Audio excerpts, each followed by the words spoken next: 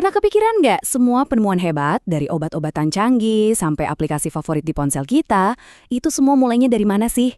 Semuanya berawal dari satu hal, sebuah masalah yang dirumuskan dengan sangat baik.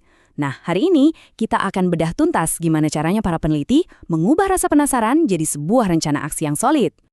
Coba deh bayangin penemuan-penemuan besar. Listrik, internet, atau bahkan resep kue terenak yang pernah kamu coba. Kira-kira apa sih benang merah yang nyambungin semuanya? Apa langkah pertama yang nggak mungkin dilewatin? Yap, bener banget. Sebuah pertanyaan. Tapi ini bukan sembarang pertanyaan ya. Ini adalah rasa ingin tahu yang kuat banget yang mendorong seseorang buat nyari jawaban yang belum pernah ada sebelumnya. Nah, tapi disinilah bagian serunya. Dalam dunia penelitian, rasa penasaran itu ibarat kita berdiri di satu sisi jurang. Dan jawabannya ada di seberang sana. Kita nggak bisa asal loncat aja kan? Kita butuh lebih dari sekedar pertanyaan buat bisa menyeberang. Yang kita butuhkan adalah sebuah cetak biru, peta yang jelas. Nah, dalam beberapa menit ke depan, kita akan kupas tuntas gimana caranya para peneliti mengubah percikan rasa penasaran itu jadi sebuah cetak biru penemuan yang kokoh. Oke, kita masuk bagian 1, percikan ide. Jadi, apa sih sebenarnya yang dimaksud dengan masalah penelitian itu? Gampangnya gini, masalah penelitian itu kayak rasa gatel yang bikin seorang ilmuwan gak bisa diam.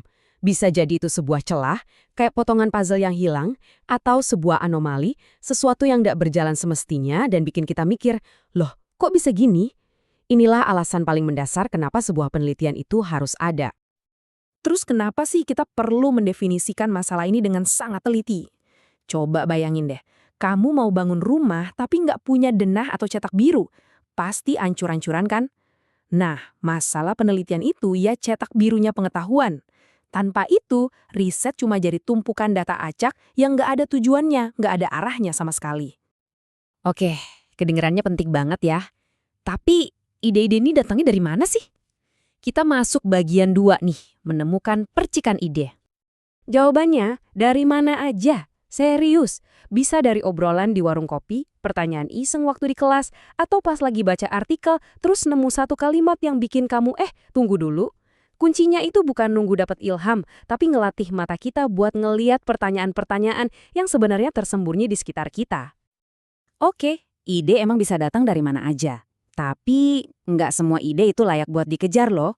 Terus gimana dong cara kita memoles percikan ide itu dan milih mana yang paling oke?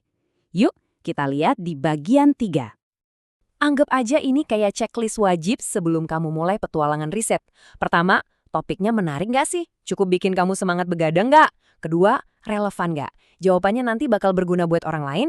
Ketiga, ini beneran baru atau cuma ngulangin kerjaan orang lain? Dan yang paling praktis nih, bisa dikerjain nggak dengan sumber daya yang ada? Kalau semua jawabannya iya, wah selamat, kamu punya proyek yang sangat menjanjikan. Bagian 4. Cetak biru. Oke, idenya udah dapat, udah lolos, checklist juga. Sekarang waktunya kita bikin resmi. Kita bakal ngerancang yang namanya pernyataan masalah.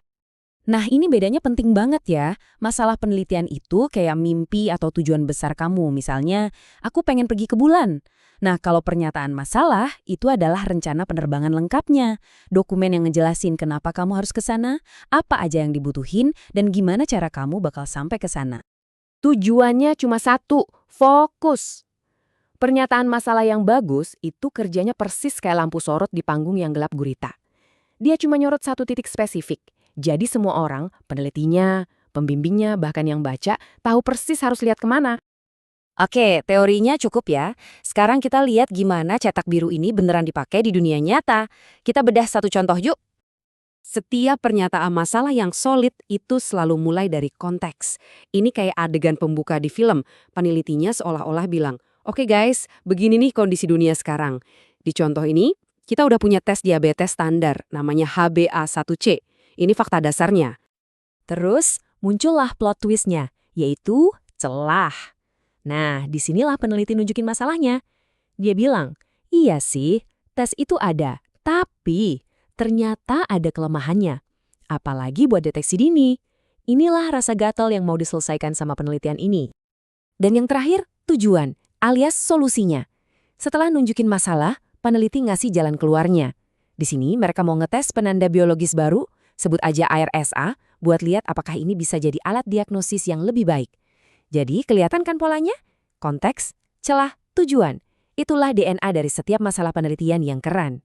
Bagian 5 merangkum semuanya. Jadi, kita udah lihat perjalanannya nih, dari cuma sekedar ide sampai jadi sebuah cetak biru yang jelas. Jadi yuk, kita ingat 3 hal penting ini. 1. Masalah penelitian itu adalah sebuah celah atau pertanyaan. 2.